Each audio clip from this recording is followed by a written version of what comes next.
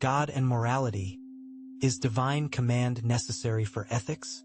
Philosophy explained.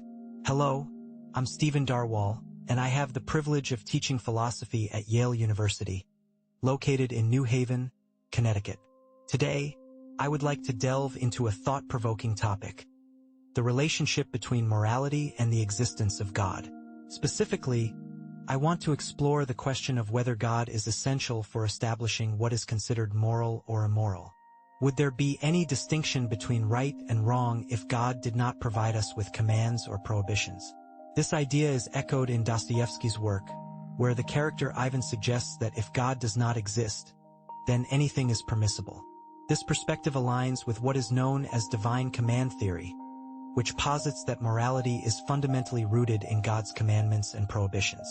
According to this theory, if there were no divine being to dictate our actions, then the concepts of moral right and wrong would cease to exist.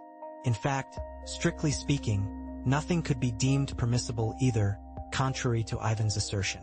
The very categories of moral rightness, wrongness, and permissibility would simply become irrelevant. This is the viewpoint I intend to examine further. I will illustrate how the truth of two key assumptions, first, that God exists, and second, that it is morally wrong to disobey God's commands, does not necessarily lead to the conclusion that moral right and wrong are solely defined by God's directives. To make this argument particularly clear, I will demonstrate that if one accepts the second assumption, which states that violating God's commands is morally wrong for specific reasons, it does not support divine command theory. Instead, it suggests that this theory is actually incorrect, as it implies that there are moral truths that exist independently of God's commands.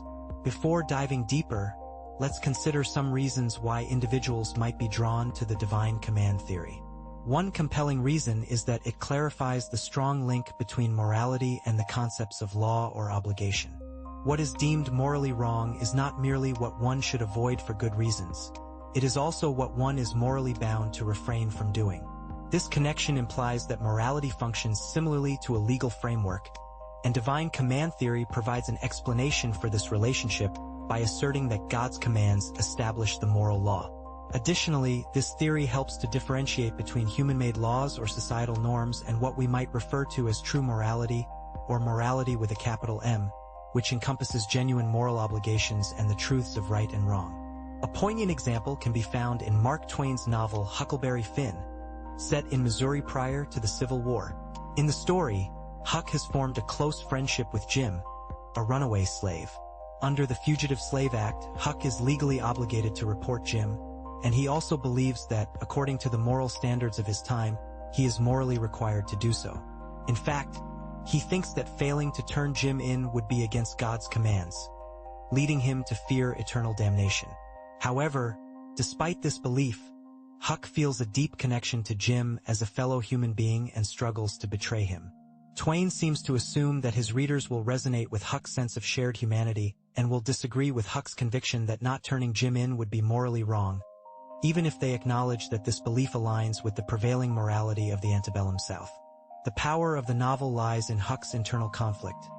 He intuitively senses that true morality does not prohibit, and may even necessitate, defiance against the fugitive slave law and opposition to the institution of slavery, which is fundamentally immoral.